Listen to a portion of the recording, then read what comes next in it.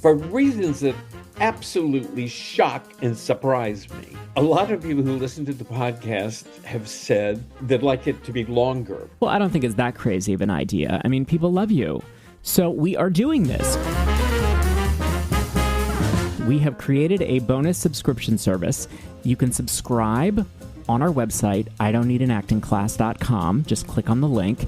And for $3.99 a month, you get a lot of benefits. You get extended, unedited episodes, chapters of Milton's next book, personal audio responses to your acting questions. And what we're most excited about is our new series called Conversations on Acting, where we will invite actors of note to come talk about their process. If you are a subscriber, you will get a special invitation to that conversation where you can participate, you can ask questions. So sign up now to get all that good stuff at idon'tneedanactingclass.com.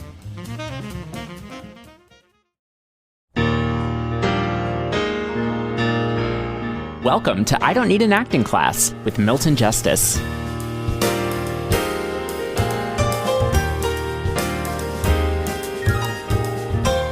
Okay, so this was a thought that I had in the middle of the night. We know that facts are deadly. We know that. We know that they mean absolutely nothing, whether it's New York, whether it's the Depression, whether it's Elizabethan England. None of these things make any difference unless they're fed through your imagination and become the experience of the facts. But this is where I think we have a tendency to get bollocksed up. We have missed a clear definition of what the imagination is. If we're not careful, we misdefine the word imagination and think it only has to do with our use of imagination rather than something I've used before, which is an educated imagination. You have to be careful that your imagination is not limited to just your experience.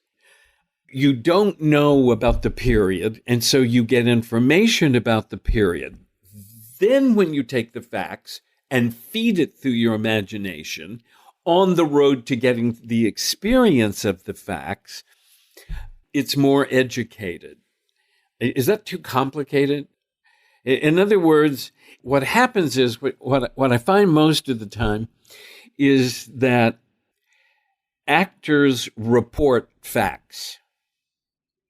This all comes out of, I don't know who it was, Uda, somebody's 5 questions. Who am I? Where am I? What do I want? What'll happen if I don't get what I want?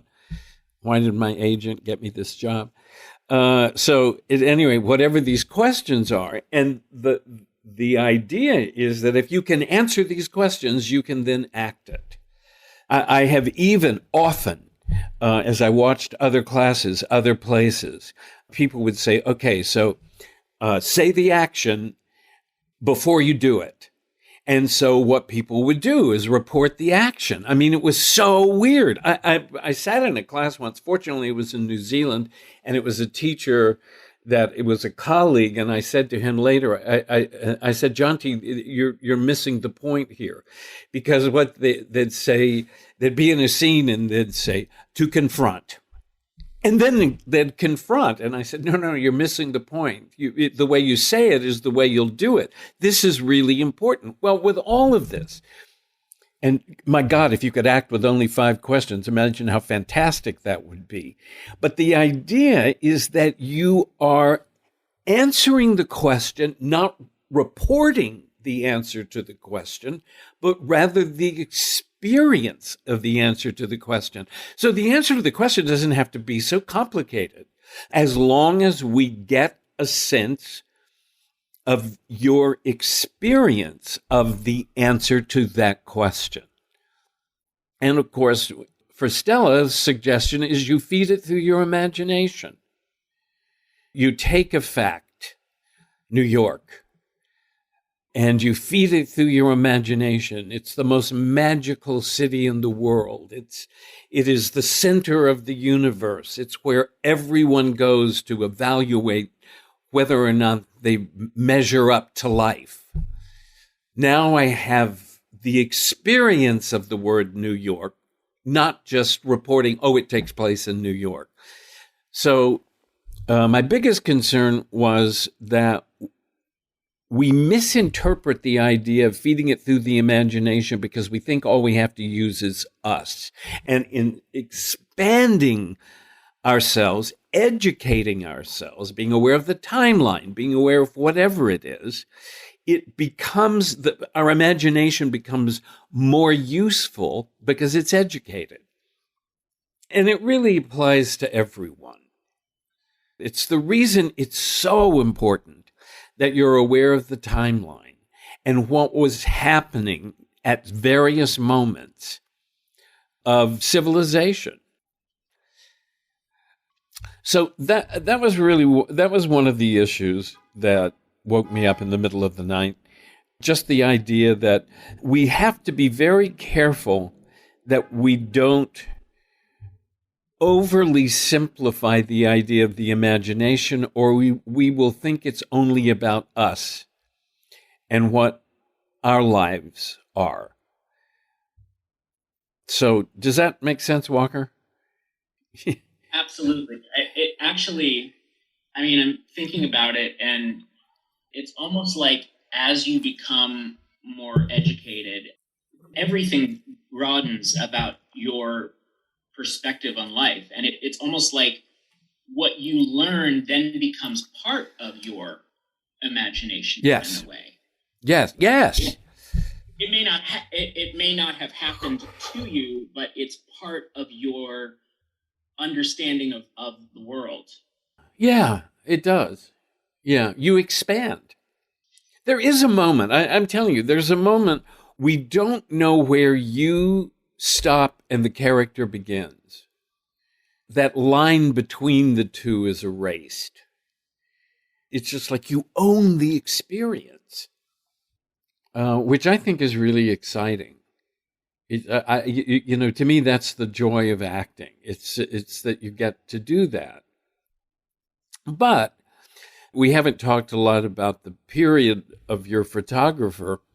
But if you think about it, if we know what else is being done at that period, then he has a perspective about where he fits in. And that's helpful. He knows where he fits in the scheme of things. He knows what other people were doing. That's the reason we have movements. My God, if you think about it, we all know about the Impressionist movement in Paris in the early 20s. It's like, oh yes, there was Monet and Picasso and Braque and Modigliani, and so there was this whole kind of movement. And so it begins to tell you something that was going on. And so it helps you. So if you're playing a painter from that period, you're aware of it. You're aware of other painters. One of the reasons Edward Albee became so famous in the 50s in America is because we were desperately looking for someone to compete with the Europeans. There was Samuel Beckett, and there was Ionesco, and there was Jean-Paul Sartre. And so there were all of these people that were revolutionaries in Europe. We had no one in America. And then fortunately, Edward Albee came along. And so we were like, oh, thank God. So, but you sort of understand things. When I'm obsessed sometimes with Strindberg, and what I realized about Strindberg when I was doing research about Strindberg, who was in the late 1800s, it was the time of Freud. It was the time of the free love movement in Sweden, and Strindberg is Swedish. So you're saying, oh, I get it. I get what's going on in the world, and my dude is a reflection of a mentality that exists. This helps me get to this mentality because I know what else is going on. So that was my thought. Anyway, okay, so in summary, basically, perhaps Wesley will join us for the summary.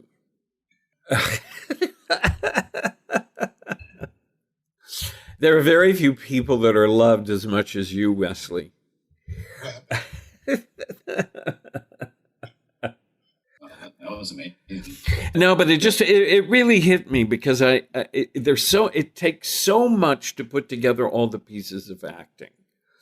Yeah. And we live our lives with so damn many bumper stickers. You know, facts are death to the actor until they're put through the imagination and become the experience of the facts. And so you say, wow, that's so great. But it's not just your imagination. It is because you have expanded. You have looked elsewhere. It's sort of like last night at my choral society, John McClay, who's my choral director, was doing kind of a lecture about music and what music looks like and what it used to look like before it became mechanical, when it was done by hand. And it was beautiful. And then he started talking about artwork. And he was talking, many years ago, we sang the Haydn Creation, and he showed us an image of a piece of art that he felt represented Haydn's creation. And then it reminded me that when I was working on a monologue from about Thomas à Becket from the T.S. Eliot play Murder in the Cathedral, Stella sent me to St. Patrick's Cathedral because she wanted me to sense Gothic architecture if I was going to play a priest. And so, as you can imagine, I entertained a lot of people by standing in the aisles in between the pews at St. Patrick's Cathedral, standing there with this Gothic architecture soaring 30 stories above me, saying, "Our hearts are torn from us, our brains unskilled like the layers of an onion. Ourselves are lost in final fear which none understands." And so I'm sitting there in the midst of Gothic architecture, and I can't even tell you how many people converted that day. But with all of that, you see, we have all of these things that we can use to help our imagination, to educate our imagination, so that we are not just, and I hate to use the word stuck, but we're not just stuck with ourselves. And it's helpful. It's helpful to say, so I'm playing a guy who was Prince Charming in the cartoon of Cinderella. I pointed out to Wesley that when Cinderella came out, I mean, it was only the second feature that was a cartoon. I mean, before that, cartoons were like, I don't know, Felix the Cat or Mickey Mouse that were before a feature in a movie. And I don't know how long they were, I can't remember, but they were like 5 or 6 minutes, and that was it. And that was a cartoon. Now, here was this whole thing. And by the way, it was long before CGI. I mean, it was fantasy. I mean, this is before CGI. So it allowed fantastical things to happen. And it allowed for pumpkins to turn into carriages and mice to turn into white horses. And so all of this, I mean, you can imagine the effect it had on people. It was just like, it was the first time that we had fantasy outside of our heads. I mean, you could read about it and then you could do it. But Walt Disney was amazing. He had given us this fantasy in this phenomenal sort of way. And it was but you see, as you start to talk about it and see what's going on, now all of a sudden it comes to life. Your imagination begins to flourish. You begin to see something. Then you have a play. Because the fact is, I played Prince Charming in Walt Disney's cartoon Cinderella. It is a dead piece of information. If I only feed it through my imagination, it's going to be limited. It's going to be limited because, Wesley lives in 2020. He's had an iPhone that can turn people into cartoons easily. He grew up on video games. This is before video games. So imagine there was no such thing as a video game. So nobody went flying through the sky. So your imagination is not going to be so helpful in playing this character. It's just not going to be so helpful because you come from a world, for better or for worse, that's more technically savvy than this world was. But you can see how if you look at the facts that exist in the time frame, it stimulates your imagination. And so then your imagination comes to life. So that's what's really important about it, is that you are not so reliant on yourself. You have everything to choose from.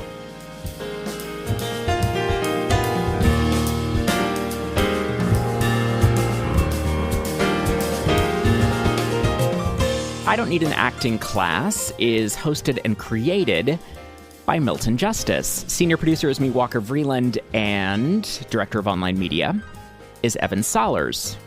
Music by Jeffrey Keyser Trio, May This Be Love, from their album On My Way to You. If you have a moment, please rate us and review us on Apple Podcasts. It helps other people find us. And if you would like to send an email, if you have a question for Milton, you can do so at questionsformilton@gmail.com. Another way to get in touch is on Instagram at I Don't Need an Acting Class. Thank you so much for listening, and we will see you back here next week.